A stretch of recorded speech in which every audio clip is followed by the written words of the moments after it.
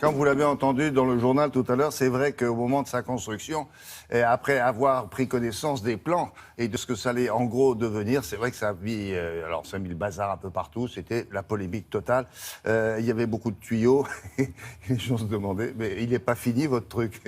Bah oui, c'est vrai que ça, il y a eu une polémique incroyable, très controversée, mais pourtant, en fait, il y avait quand même le projet retenu a été choisi parmi 681 projets. Que dans le jury, il y avait quand même Jean Prouvé, il y avait Oscar Niemeyer. Donc, autant vous dire des pointures de l'architecture. Et que, comme se définit Renzo Piano, à l'époque, on était des Beatles. Donc, en fait, on a proposé un projet comme ça, assez innovant. Alors là, c'est Renzo Piano là, c'est Renzo Piano aujourd'hui. Vous voyez son visage à 15 ans. C'est vrai que c'était carrément... C'était un Beatles. Un beatnik. En fait, j'adore parce qu'avec l'accent italien, ça fait Beatles. Enfin, un truc... Il voulait dire beatnik, en fait. Peut-être il voulait dire beatnik, effectivement. Alors, on l'a rencontré, nous sommes allés dans son bureau parisien, parce qu'il a une agence à Milan, il a une agence à New York. Le monsieur est quand même très occupé. Hein. C'est quand même lui qui construit le tribunal de grande instance de Paris en ce moment, dans le 17e. Donc, autant vous dire qu'il aura marqué Paris, et que moi, je suis fan. Ouais. Regardez.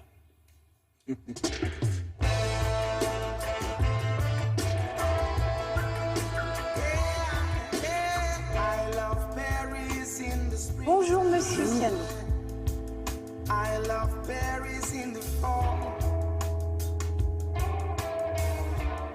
Est-ce que la vocation de l'architecte, c'est de dessiner et de construire des bâtiments qui transforment un paysage urbain? On construit avec la loyauté de dire j'ai fait quelque chose qui a une bonne raison d'être. Il y a une éthique derrière chaque projet. L'idée est attractive, mais le projet ne semble pas faire l'unanimité. Il s'en faut.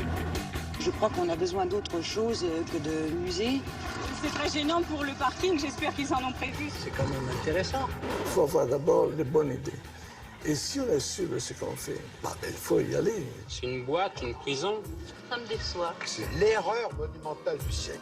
Vous savez, quand on a construit ce bâtiment, beaucoup de gens, détracteurs, avaient dit que c'était une usine, une raffinerie. Or, c'est pas une raffinerie, c'est une machine de Jules Verne. Même un enfant comprend ceci.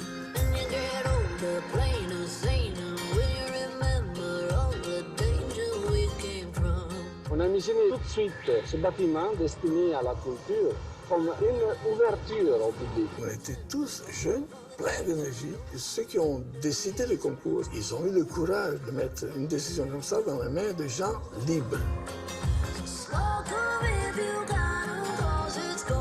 Qu'est-ce qui fait que, selon vous, vous avez fait la différence? D'abord, je crois le fait qu'on n'avait pas utilisé l'ensemble de l'espace pour garder une place. Or, la place, c'est une des icônes de la ville. L'idée des places était une idée complètement folle, parce que comme il fallait construire plus que 100 000 mètres carrés, si on construisait seulement sur la moitié, il fallait aller plus haut. Il fallait prendre le courage de devenir justement un vaisseau spatial. Good morning, Planet Earth. Planet Earth. Planet Earth. Today begins the International Mars Venture. Le fait que c'est un escalateur, ça veut dire qu'il ne faut pas regarder où on met les pieds. On monte lentement, et on regarde, et on découvre la ville. Beautiful, don't you think? Terrific.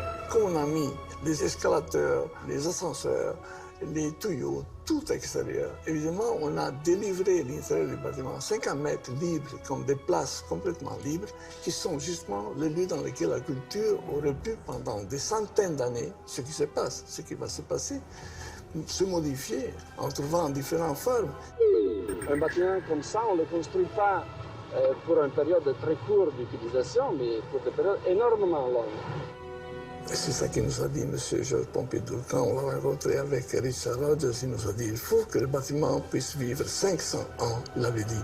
Beautiful, don't you think? Don't you think? Don't you think? Ah oui, le beatnik. C'est ça. Il a bien vieilli, cet homme-là. Ouais, il est beau. Bon, très bien, merci beaucoup. Les Parisiens l'ont adopté, maintenant, ça va? Ah bah, je crois, c'est un peu polémique. Juste, allez voir la vue, prenez les escalators. Ils vont être refaits là, prochainement, mais vraiment, il faut aller. Bon, Il on faut vous y aller. montrera ça si vous êtes en notre compagnie encore tout à l'heure, à la fin de cette émission, à partir de 8h15.